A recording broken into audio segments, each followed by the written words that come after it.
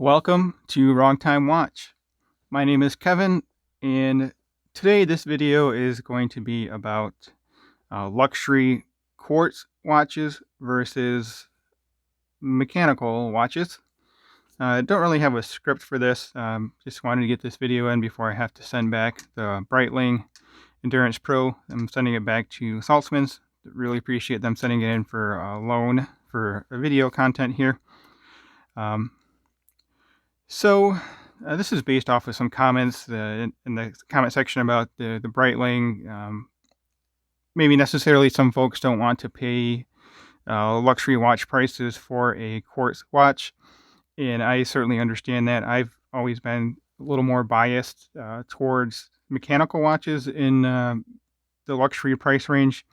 And for me, a luxury price range is basically, I think anything above $1,000 is a luxury watch in my mind. But I'm curious to hear your thoughts on what you consider to be a luxury watch. These two, the two Tunas, I don't know if those are necessarily luxury, but they are above that $1,000 price point. So let's just talk about each of these watches individually. This is the Grand Seiko SPB149. It's quartz, obviously. It's the high accuracy quartz, accurate to 15 seconds per year, I believe. And price on this one, well, it's discontinued now, but price on this one is $3,200. I really like this watch. I just really have not worn it much.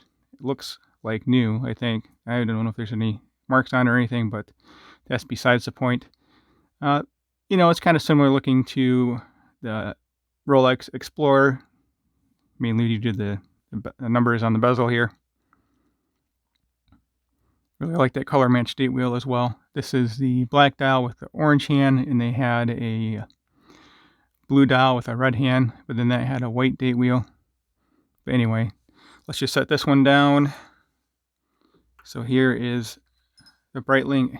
It's amazingly light. Going from that watch to this watch is amazingly light with this bright light material. MSRP for this one is $3,150, and this is accurate to 10 seconds per year. Super accurate. It's cost certified for accuracy. So curious to hear your thoughts on, again, quartz versus mechanical. It's a very cool watch. Tempted to buy it for myself, but it's just a little bit too big for my wrist. Actually, that kind of brings up another point. This watch is, according to Breitling, a 44 millimeter diameter. This one here, I think, is 49 millimeter diameter, but it doesn't really look that much larger than the Breitling due to the short lugs on this watch. I'll try each of these on wrist after talking about each one here. So anyway, since I have this in hand, Seiko SPB149, otherwise called the Yellowfin Tuna. This is a nickname for this. This has a ceramic shroud and a titanium case, and this is a monolithic case, meaning that when it comes time to change the battery on this, I think you have to send it back to Japan, or I don't know if you have a watchmaker that'll do this for you, but I believe they have to remove the crystal, and then everything else comes out to replace the battery, because you're not coming in from the back of this watch. So yeah, MSRP for this one, or actually sales price, I think it's from Seiya Japan, or you can just search for it and you can find it over in Japan. It's about $1,900 for this watch. Very cool watch. Very unique. And believe it or not, this is rated to 1,000 meter of water resistance. So this is the deepest water resistance rated watch currently in my collection. Some of these watches I'll be selling eventually here. All right, so next we have another Tuna. This is the current iteration of the Seiko Tuna. I guess the handset went back generation before the previous one.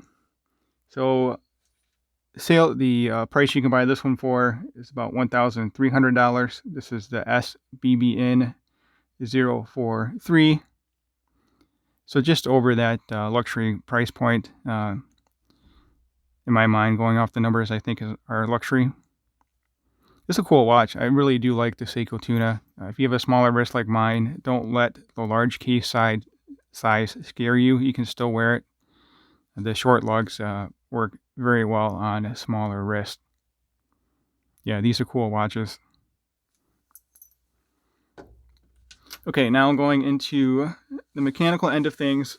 I chose these three watches because of the price point, similar to the price points of these. The Tudor Black Bay 58, a little bit more, but you can find them used for less than MSRP. I paid full retail for this from the authorized dealer. MSRP on this is $3,700, so a little more than the price points of these watches, but I wanted to find something similar price range.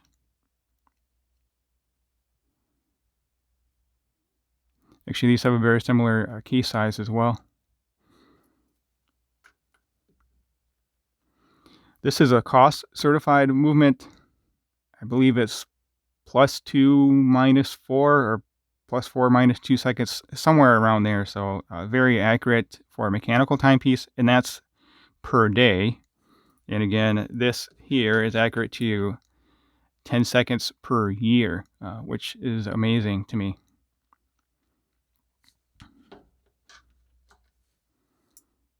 Also, the weight difference between these two is really funny.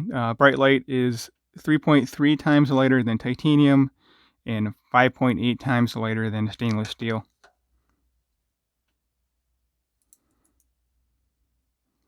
This is probably, I don't know, it's among the top 5 favorite watches in my collection for sure. Yeah, okay, I already said MSRP, $3,700 on this one.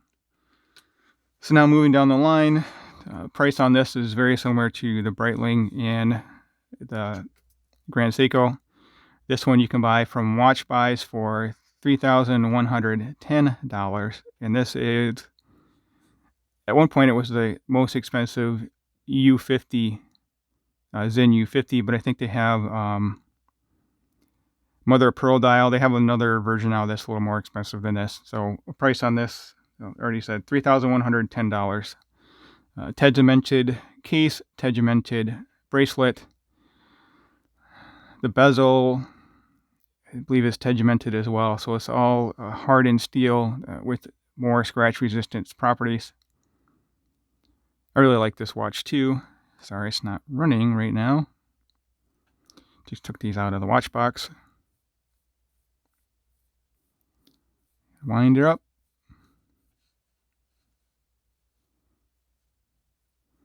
We'll give it a little shake here.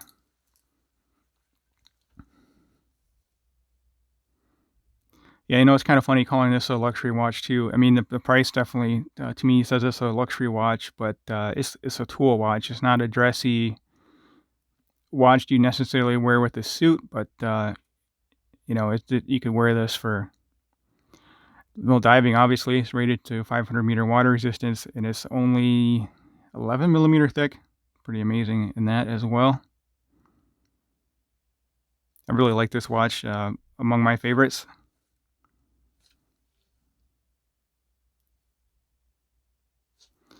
All right, and then let's look at this watch here. Give it a little shake.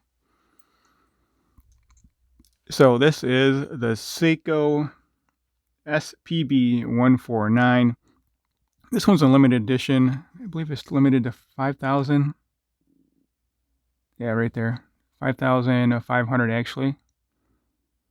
So this one's a little more expensive than the other 62 Moss clones. There's the SPB143, SPB145, and I believe there's a newer version of these out now. This is among my favorite watches as well. I need to put it on the bracelet. It comes with a bracelet for that $1,350 price. And this has a better movement in it. It's the Seiko 6R15, I think. Sorry, I can't remember all these specs for all these watches.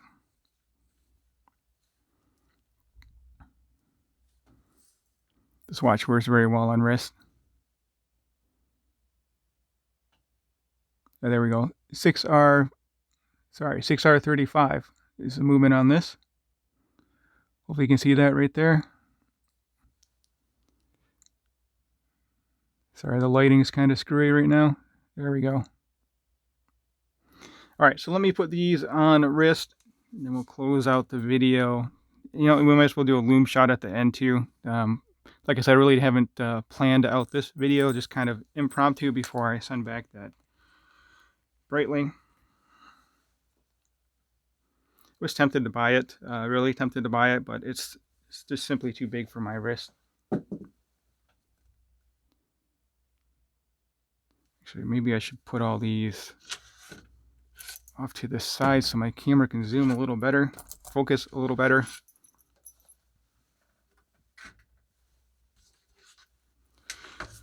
There we go. Got like a rooster tail on it. My wrist is a little bit too small for these straps. Another reason why I like putting them on a bracelet. Don't have that little flap hanging out there. All right, so there we go. Seiko SPB149. Again, MSRP on this $1,350. I think this is a great value. Bezel is a little light though. Ceramic bezel insert. Sapphire crystal. Slight dome to that crystal.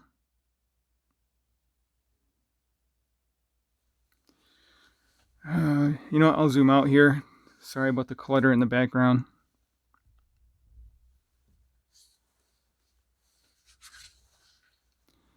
There we go.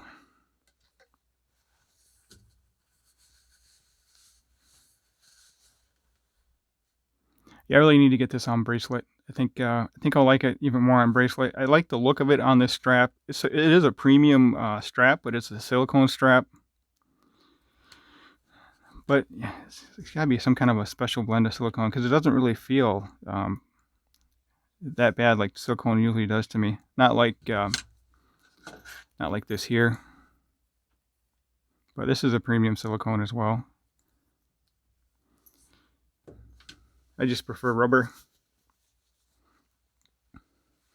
Okay, let's go back in reverse order. We'll go to the Zen U50T, T for tegimented, and then SDR is the black bezel.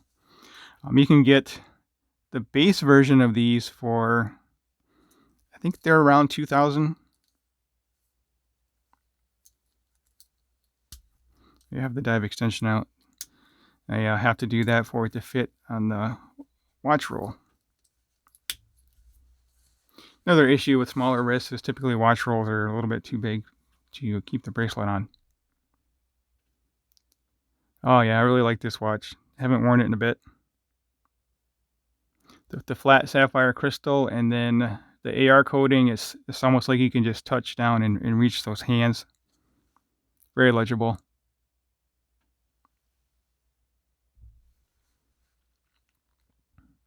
Good size for my wrist as well.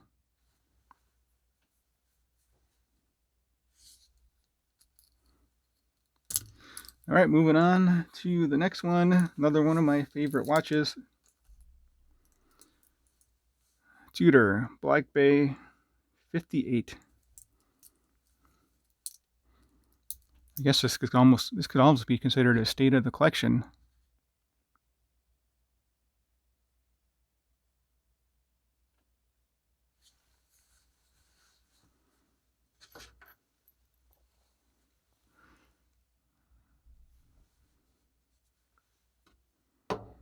Keep removing stuff from the background, hopefully make it less cluttered. I do need to, I don't think I compared this with the Zen yet. Probably an odd comparison, but you know, similar in price point, and they're both dive watches by well-known brands.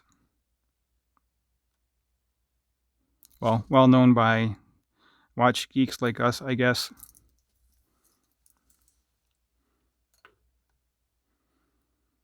Okay, now we're going to the Seiko SPB149. Where did I put that thing? Oh, right here.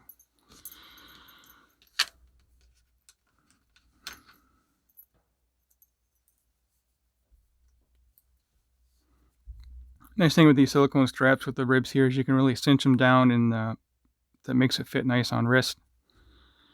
Again, I have this problem with the flap sticking out. It's not a big deal, just, personal preference. I believe this is a 46 millimeter diameter.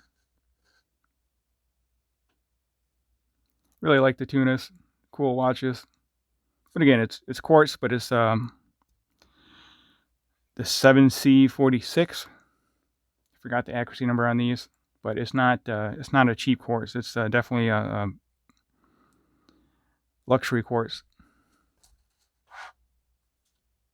All right, let's zoom in.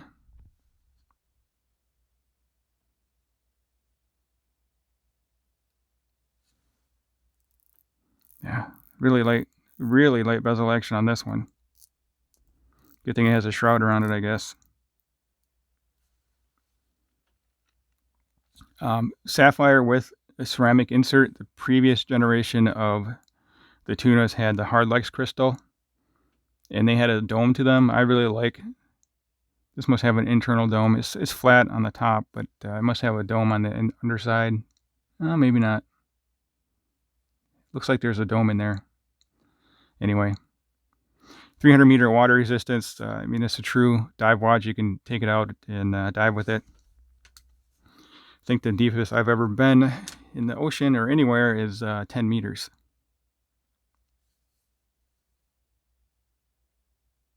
Yeah, very cool.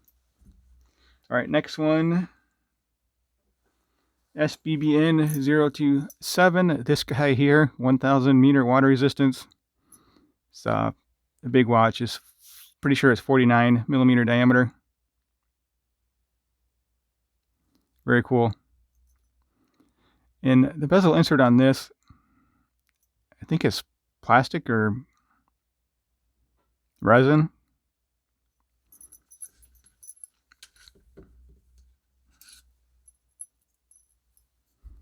Really have not worn this watch all that much.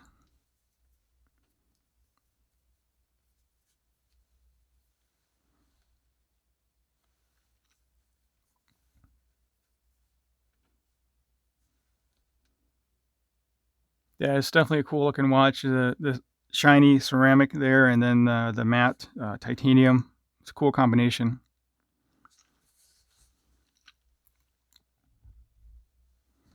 We'll zoom out here, and then I'll switch right over to the Breitling so you can see the difference in the lug width versus diameter on a watch on your wrist. I mean, it doesn't look that bad on my 6.5 inch wrist. It doesn't look overwhelmingly large.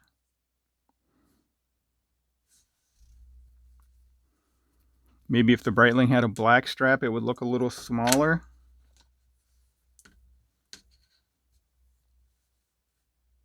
Yeah, it just looks larger.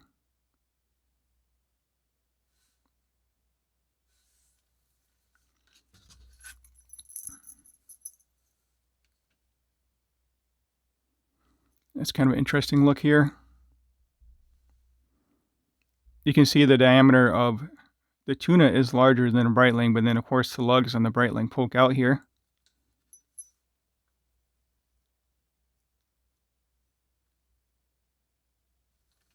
So anyway, let me get this back on wrist.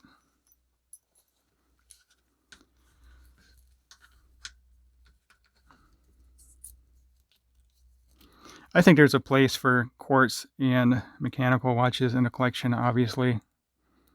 If you really like the watch, I wouldn't let the fact that it's quartz or mechanical detract you from just your decision. All right, and lastly, we'll get the Grand Seiko on wrist. So typically the quartz Grand Seikos are less expensive than the mechanical or the spring drives, and they still have the high finishing, the Zaratsu polish.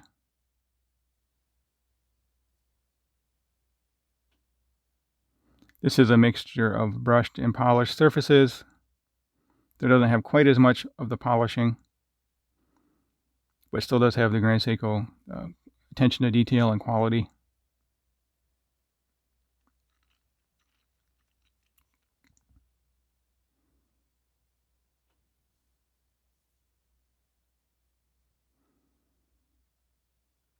It is a good looking watch. It does have some lume as well. My other Grand Seiko watch does not have any lume.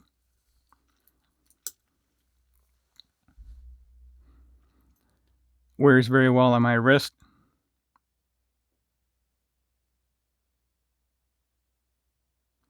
Only downside to this is the clasp and the lack of micro adjust. I'm trying to remember if this has half links or not. I think it does. Can't remember for sure. And this one is, this is pin and collar or screw pins. Anyway, there it is on my wrist. Let's zoom out and look at it from a little bit different perspective here. It does have male end links, but it still wears very comfortably. And they do curve down.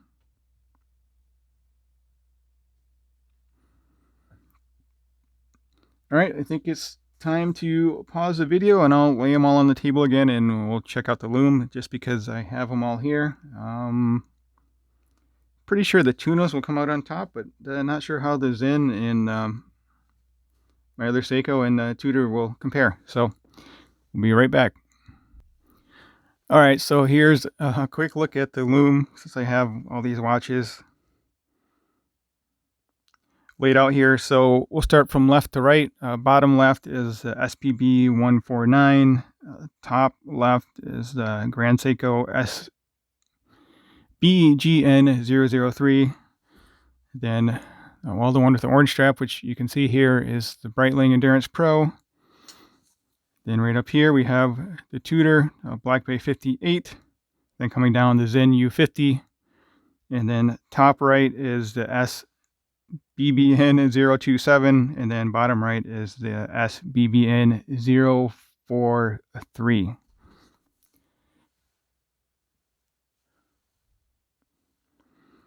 So as far as brightness, I would give it to both of the tunas.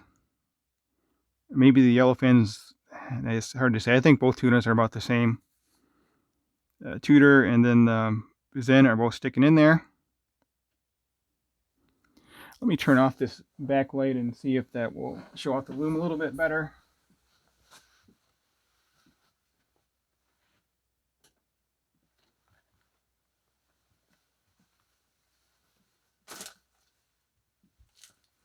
Yeah, there we go. That's a better look at the lume.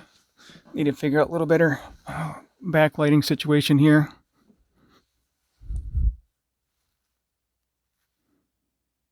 I mean, the lume is, I would say the Breitling has the least lume, and then the Grand Seiko actually has good lume considering how small the lume area is that's applied. And then of course I would say the Seiko, the $1,300 Seiko, has a better lume than the $3,000 Tudor and Zen. And then of course the tunas have the best lume. So hopefully you've enjoyed this random video. Sorry, went on quite a bit too long, kind of unplanned here, but as always, I appreciate you taking the time. I appreciate you watching, and I'll talk to you soon.